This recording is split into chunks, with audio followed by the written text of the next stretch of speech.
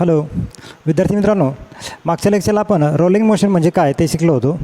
आजच्या लेक्चरला आपल्याला rolling motion along the inclined plane शिकायचं आहे. Then what is mean by rolling motion along the inclined plane? जेव्हा ऑब्जेक्ट अशा प्लेनला मोशन करतो की जे प्लेन हॉरिझॉन्टल सरफेसपासून काहीतरी अँगलला इन्क्लाइंड केलेलं आहे, म्हणजे त्या प्लेनला काहीतरी अँगल दिलेला आहे, त्या प्लेनला जर ऑब्जेक्ट मोशन करीत असेल तर त्याला म्हणतात rolling motion along the inclined plane. Okay, तर स्टार्ट करूया आपला point. Rolling motion along inclined plane. Inclined म्हणजे काहीतरी अँगल दिलेला आहे. ओके, मग डायग्राम काढूया. नेहमीप्रमाणे आपलं consider an object of mass m which is moving along an inclined plane. Suppose हा एक हॉरिझॉन्टल सरफेस आहे. ऑब्जेक्ट अशा प्लेनला मोशन करणार आहे की that plane is inclined at an angle theta. Suppose हे प्लेन थीटा एवढ्या अँगलला इन्क्लाइंड केलेलं आहे. Okay, then height of that plane, ह्या प्लेनची हाईट किती होणार इथे? h एवढी हाईट होणार. Okay, h is the height of the plane. Now suppose a circular object, suppose this is a rigid object which is traveling in a downward direction. Suppose एक ring शेपमध्ये object आहे आणि तो downward आता motion करणार आहे. हा rolling motion करणार आहे, म्हणजेच a combination of translational motion plus rotational motion. Okay, initially the initial velocity of the object is 0. Suppose the initial velocity of the object is 0. Now if this object starts moving in downward direction, समजा हा object आता downward direction move व्हायला लागला, तर याची velocity हळूहळू काय होत जाणार? इन्क्रीज होत जाणार आहे. बरोबर. Suppose after time T the object reaches at the end of this plane. समजा त्याने इथून मोशन स्टार्ट केली होती आणि टी एवढ्या टाईमनंतर तो ऑब्जेक्ट ह्या ठिकाणी आला at the end of plane. मग during this motion the displacement of the object is s. ह्या मोशनमध्ये त्याने पाथ किती कवर केला आहे? तर यस एवढा पाथ कवर केला, म्हणजे ते काय झालं? त्याचं डिस्प्लेसमेंट ऑफ द ऑब्जेक्ट झालं. Okay, and this H is the height of the plane. लक्षात येत आहे? Now as the object is performing rolling motion, the total kinetic energy of the object is the sum of translational kinetic energy plus rotational kinetic energy, जे आपण last लेक्चरला पाहिलं होतं.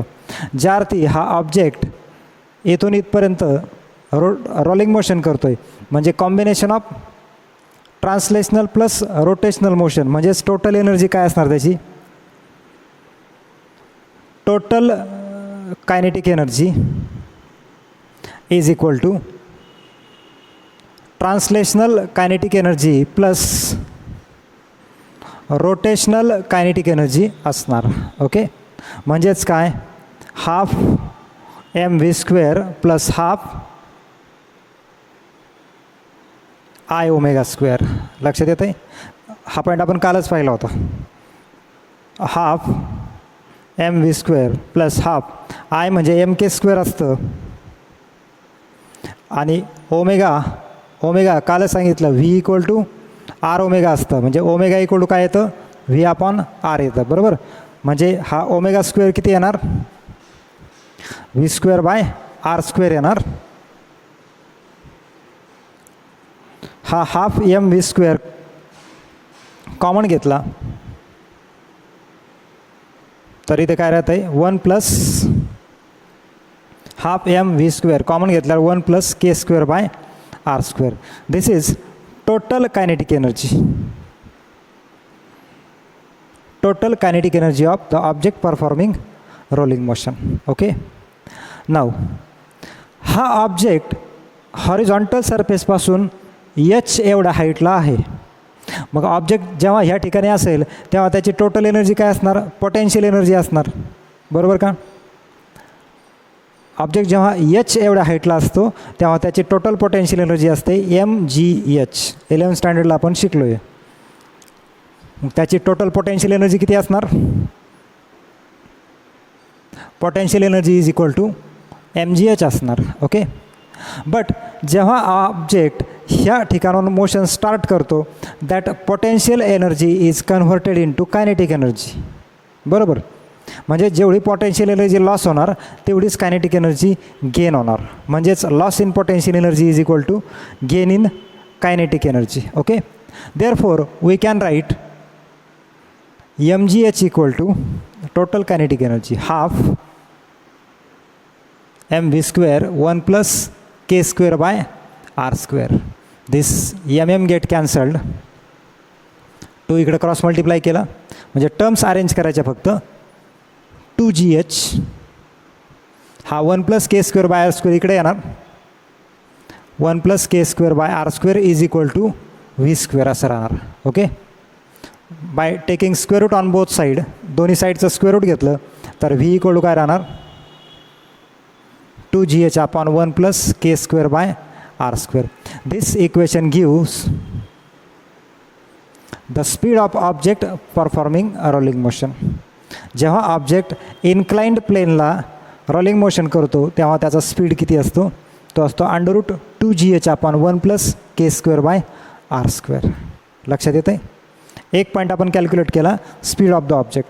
Second point आपल्याला calculate करायचा आहे ॲक्सेलरेशन ऑफ द ऑब्जेक्ट किंवा acceleration of the object while performing the rolling motion. लक्षात येतं आहे? नाव from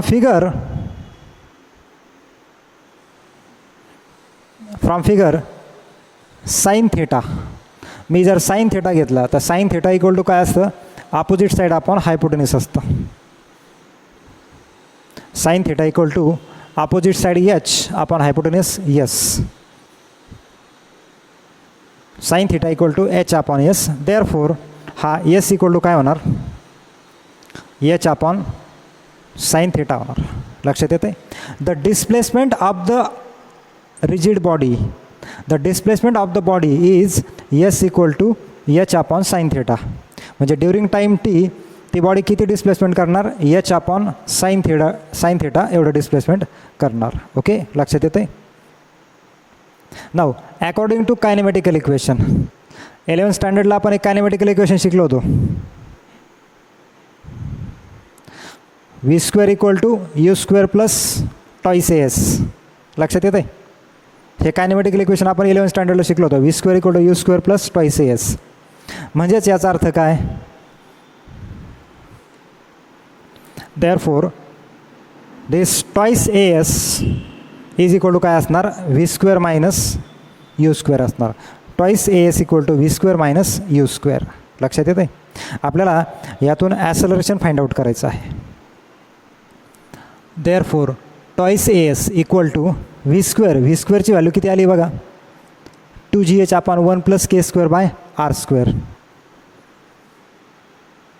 2gh upon 1 plus k square by r square minus u square but initial velocity of the body, त्या rigid बॉडीची initial velocity किती होती? तर ती 0 होती. म्हणजे हे काय लिहिणार? 0 लिहिणार. Therefore twice as equal to 2gh upon 1 plus k square by r square असं होणार. Okay. 2 get cancel. a equal to gh upon हा s इकडे क्रॉस मल्टिप्लाय केला s 1 plus k square by r square. Okay. But त्या यसची value किती आहे बघा? यसची value h upon sine theta.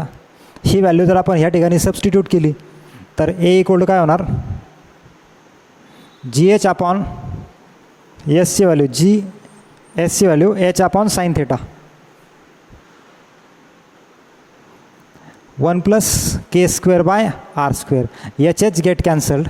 हा साइन थेटा इथे मल्टिप्लाय होईल म्हणजे a इक्वल टू काय राहणार? g sine theta upon 1 plus k square by r square.